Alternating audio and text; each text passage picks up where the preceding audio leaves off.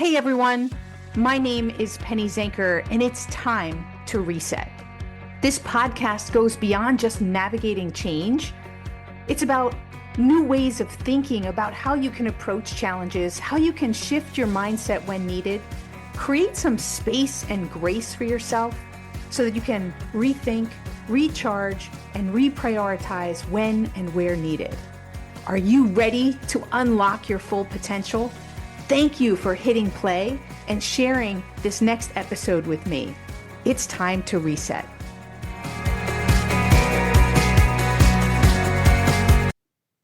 Welcome everyone. As a keynote speaker, I spend a lot of time at conferences and association events, as you can imagine. And right now feels like a perfect moment to reset how we design them. Let me start with probably something you've already experienced. You know that feeling at the end of a conference when the energy is high and people are inspired and everyone says, wow, that was amazing. And then Monday hits. 400 emails, urgent fires, real life. And most of what you learned, it starts to fade. You've already forgotten. And what you've learned at that event and the people you met, you're already on to the next thing. That's the law of forgetting. It isn't because the event wasn't good. It's because inspiration without implementation, built in, without that follow-up, it doesn't stick. And association leaders, they're feeling this today. A recent report from Associations Now highlighted that these are some of the tough realities that we're facing. Only 23% of planners expect to produce more meetings in 2026 than they did in 2025. And that's the lowest projected growth in 3 years. Cost concerns are high, economic uncertainty is high, and information is now a commodity. And at the same time, 88% of associations, they still say that in-person events are their top priority. So here's the shift. And what we need to pay attention to is Millennials and Gen Z are becoming the majority of the workforce. And they discover professional development through AI and search. And they expect personalization, they expect interaction, and they expect value in a different form. And so the real issue isn't whether conferences matter, it's how they're designed that determined whether they're successful or not. And most conferences are built around content delivery. They have great speakers, they have packed agendas, and lots of options. But the thing is that people leave with 47 great ideas and 100 new contacts. And 47 ideas and 100 contacts create overwhelm. And overwhelm creates inaction. What people actually need when they leave an event is clarity. They also need a form of accountability and follow-up so that they will implement, that they will connect, and they will continue to receive the benefits from that event. I saw this clearly when I was a closing speaker at a regional PMI event. And instead of ending with one of those inspirational wrap-ups, I suggested that we end with a reset. When we set it up like this, before the event, attendees completed a simple pre-work. They had a workbook and they'd answer a few questions. What do you want to walk away with from this event? What matters most in your role right now? And who do you want to meet? And during each session, they used a one-page action sheet to record the actions that they were going to take. What were their key takeaways? And how will they actually hold themselves accountable to do these things that they said that they're going to do? And then in the closing section, now they've got pages of action items.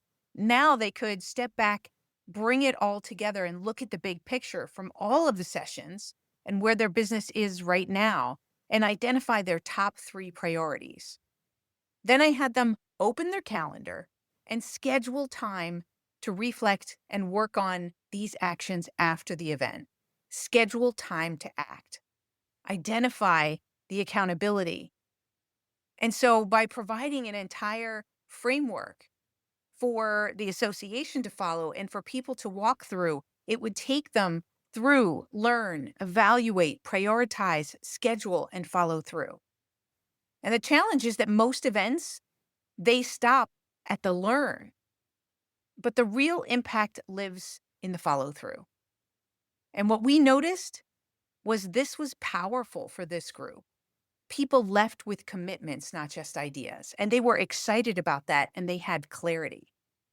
And that's the difference between inspiration, and that is what creates an ROI from an event. And that's also one of the biggest missed opportunities that I see at conferences. And that's how events create return on investment. So let's talk about some of the missed opportunities that I see in conferences. One of the biggest areas is feedback. Often I see feedback collected a week or two or three after the event. You get less people who engage when you do it that way. When you collect it immediately after a session, you create not just a moment to engage everyone and get the best and most amount of feedback, but you create a reset moment for each member to reflect on what was most valuable about what was said in that session. What will you implement? How important is this for you right now? And what value does it have for your business or for you in your life? Now, this reflection, it increases retention, it increases the potential of taking action, and it increases the value that the member sees that these sessions delivered. And when you gather this feedback in real time, you also have the ability to adjust in real time. So, for instance, maybe you add a pop up session where that speaker can answer questions or extend networking or create space where space is needed for people to reflect or take action. These are important moments that can be built in based on feedback that you're collecting real time at the event. Live polling is another powerful lever. Ask the room what they're struggling with, ask them what they're implementing. Share aggregated responses at lunch or at the end of the day, right? Keeping people engaged and seeing the value of being present with all of their peers. Not only do members see the data and they see their shared challenges, but they feel connected to something bigger and more connected to each other. And that's what creates engagement. But not just that, but that data can also be provided to sponsors, which can be a value add for sponsors who are working with you at the event. Now, on top of all of this, imagine what's possible with AI. What we did manually at PMI can now be done at scale. Before the event, attendees they complete an AI-powered intake form, and you identify very quickly the themes and the priorities that people are expressing. Speakers are now able to tailor their content accordingly. And the truth is that relevance increases immediately. During the event, attendees can use AI note companions. For example, they can upload insights. AI can help them to extract their top takeaways and turn them into specific actions tied to their calendars. And what if you also gave them access to AI instructors to ask questions? If those speakers weren't available at the event, they could still sit down for a moment and interact with their AI instructor so that they could ask those questions that were specific to their context. That could help them to leave with a much more powerful action plan or a much deeper understanding of the content as it relates to them specifically. That's something that I actually provide access to my AI instructor after the event so that they can come and ask me questions as and when they need to, because that's when they're experiencing these callbacks. Hey, what did you say about the best way for me to get out of overwhelm? What's a strategy that I can do walking into this difficult conversation? You can access that knowledge as and when you need it. Also, after the event, AI could send them prompts 10 days, 30 days, 60 days out, being able to reconnect them with specific clips that connected to their goals. It can also ask questions about their progress. And so now the conference isn't just about those 2 days. It's about the impact that those 2 days are having on an ongoing basis in their business. It's a 90-day growth arc, for instance. And that changes engagement, that improves retention. And it also increases sponsor value because now you can also include that sponsor beyond the event. When I facilitate these closing sessions, I anchor everything around one question. What's the 20% that will create 80% of the impact when you return? Making them understand it's not about volume, it's about clarity, and help them in that closing session to create clarity so that they can follow through with those actions that are most important. So here's the thing, I'd love your perspective. We're running a LinkedIn poll, and I've included the link in the show notes. How is your association conference currently designed?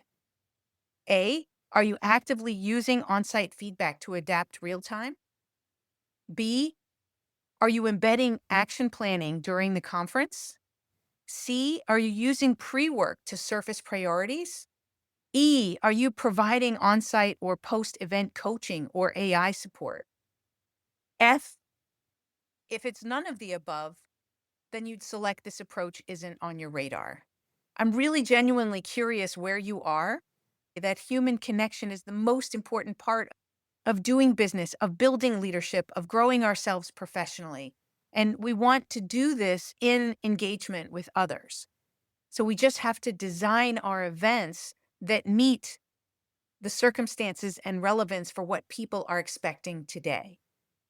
Leaders still need space to think and to challenge their assumptions. And that design that you create is going to determine whether that space is the one that they choose to grow with. So I'll leave you with this. Things work until they don't. Our conferences are not working the same. It's time to reset how we design our conferences, and it starts before the door even opens. Thanks for being here.